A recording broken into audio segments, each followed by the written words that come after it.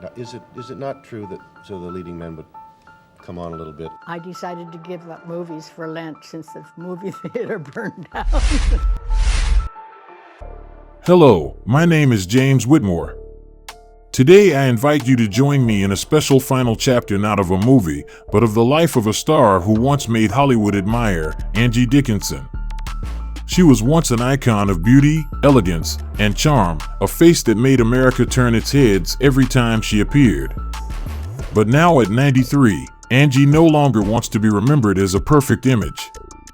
For the first time in decades of silence, Angie speaks out about the 5 men who left the deepest mark on her life, not because of love, but because of hurt. Some she loved, some she trusted, but all of them held power, and all in one way or another changed her forever. Because what she is about to reveal is not just a story of her life, but the truth that Hollywood has buried under the spotlight. Watch until the end of this video, because every second that passes brings you closer to a very different Hollywood, where the brightest lights are also where the deepest shadows are hidden.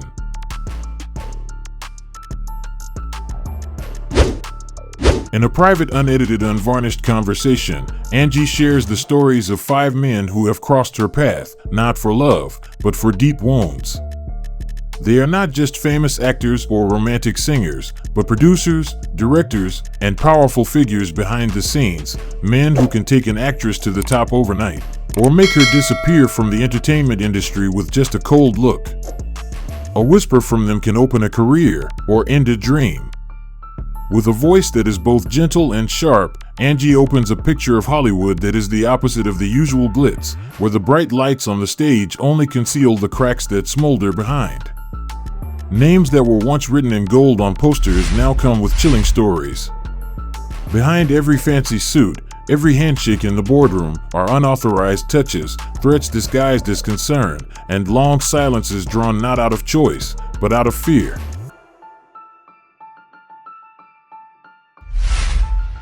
Angie has carried those memories alone for decades, but now she has chosen to speak up.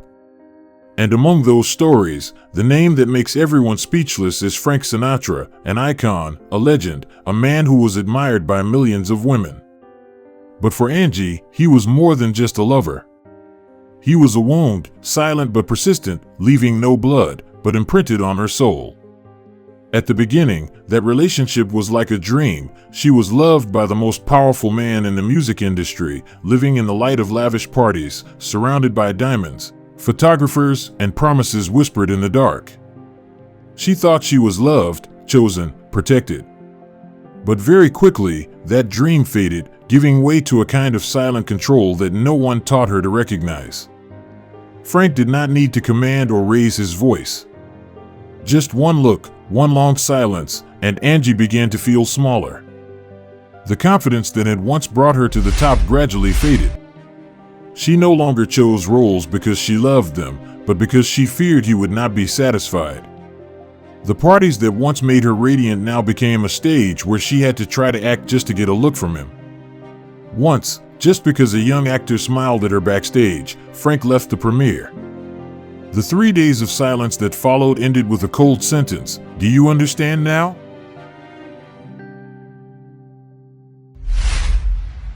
It was that moment that made Angie wake up. This was not love. This was possession disguised with sweet words. Every time she tried to resist, he would change the subject. "I only care about you because I love you so much." And she collapsed again, not because he hurt her, but because of the guilt she did not deserve. He made her doubt herself, doubt her friends, doubt her self-worth. And she let it happen because she loved, because she hoped, because she thought sacrifice was a noble thing. The remarkable thing is that when those struggles happened, she was still a mother. Her only daughter with composer Burt Bacharach, Nikki, was a sensitive, intelligent girl, but unfortunately had severe autism. Angie's already fragile family life, combined with the pressure from work and personal pain, made her live in a constant state of tension and torment. She struggled between being a devoted mother and a woman who was slowly losing herself. Many people did not know that while she was smiling on the red carpet, Angie was facing sleepless nights because her daughter needed special care and her husband was often absent. Her relationship with Bert was not without conflict, especially when he devoted too much time to his career and rarely understood what she was going through. That simmering conflict caused Angie to fall into a state of isolation many times, both in her marriage and in her own family.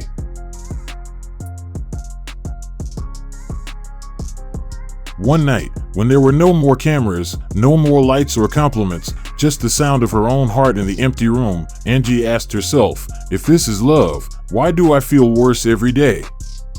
And she realized Frank would never change. But she could. Little by little, she lost herself. She told her only friend, I didn't know I was falling apart. I thought this was love. I thought I just had to be stronger.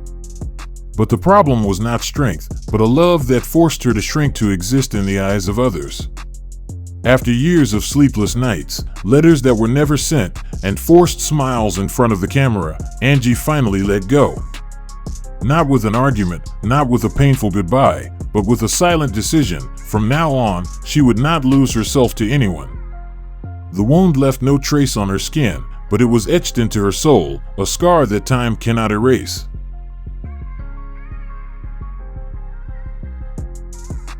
But that wasn't the beginning of her heartbreak in Hollywood. The first door that opened for Angie was held by Howard Hawks, the legendary director who cast her in Rio Bravo in 1959. It was the role that made her famous, the name that made her bankable. But Angie never forgot the words behind the camera. He didn't choose her for her talent. He chose her for her waist, for her legs, for her body. That was the unspoken rule. And Angie, like so many others, learned it early: stay beautiful, stay quiet, stay grateful, and for decades she did until now. If Angie Dickinson's story gave you something to feel or think about, don't forget to like this video, subscribe to the channel, and leave a comment below. Because some truths only surface when the lights finally go out. To Howard Hawks, she wasn't an actress. She was a prop, something that moved and talked. Angie Dickinson arrived on the set of Rio Bravo filled with hope. She had admired Hawks for years. This was supposed to be a dream. Instead, it became a lesson in disillusionment.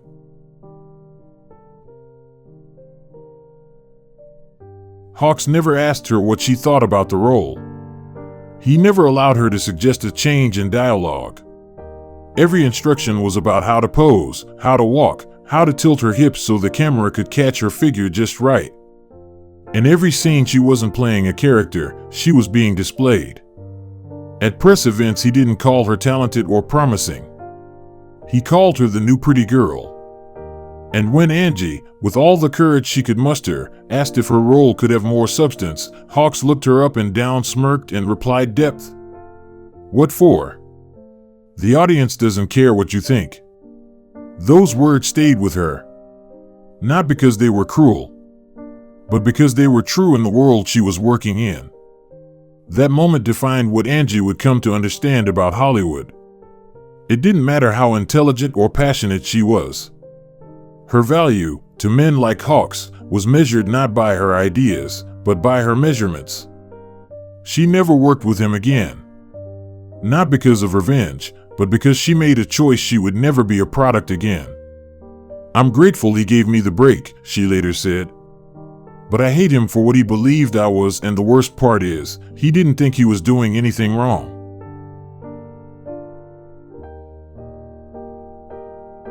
Now, at 93, Angie Dickinson doesn't need validation. She doesn't need a spotlight or applause, she only needs honesty. And she offers it now, without apology. I don't want to take the truth to the grave, a quiet sentence, but one that carries the weight of decades. The smiles she was forced to wear. The nights she stayed silent. The touches she couldn't refuse. The years of pretending to be okay in a system built to control her. She doesn't tell her story for sympathy. She tells it because she refuses to be erased. Because there are women watching, listening, wondering if they're alone, and they're not. Among the 5 men Angie named, who do you think left the deepest wound? Let us know in the comments below. And if you believe these stories need to be told, like the video, subscribe to the channel, and join us as we continue uncovering the truths behind Hollywood's golden facade. At 93, Angie Dickinson is no longer the woman they once tried to shape. She is not the starlet in heels or the accessory to someone else's power. She is a voice that refuses to be quiet. A witness who lived through the illusion and survived it.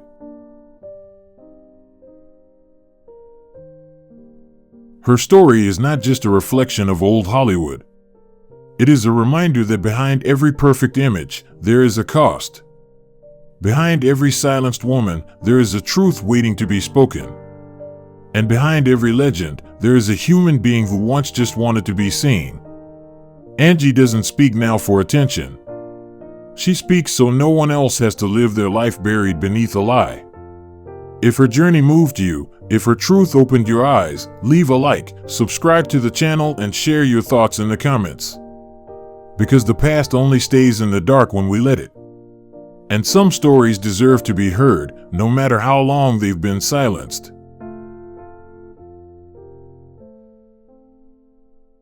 Angie Dickinson was more than just a star. She was a living witness to a glorious and contradictory era of Hollywood, a time when glamour was often accompanied by enforced silence. For decades, she lived in the spotlight, amid applause and praise, but also behind closed doors, where she was expected to be docile, gentle, and reasonable. The truth is, Hollywood doesn't just create icons, it also digs up wounds. And Angie, the woman America once admired, is proof of that. Her story is not an indictment. It is a long, drawn-out whisper of pain, of sacrifice, of what women once thought was normal. Of love twisted into control. Of marriage turned into obligation. Of fame traded for silence in the face of wrongdoing. As she recounts her personal life, with a talented but distant husband, with an autistic daughter who needs more love than she can bear, we see not just a star but a mother and a wife. A woman trying to keep herself together while smiling for the camera.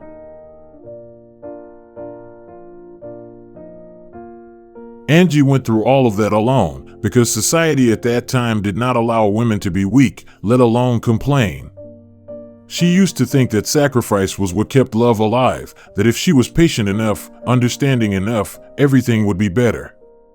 But the truth was much more cruel. When silence becomes a habit, people no longer realize what they are losing until looking back, they see that they have sacrificed too much. For Angie, every day that passed was another time she had to struggle to maintain a perfect appearance, while inside she gradually rotted because of things that were not said. When Angie decided to speak up, it was not because of anger, not to blame, and certainly not to attract attention. It was a final act of freedom. She spoke because she understood that if she did not speak out, what she had experienced would forever be misunderstood, forgotten, or worse, be embellished. And if there is someone out there, a woman who was once silent like her, listening, then perhaps that late voice still has meaning.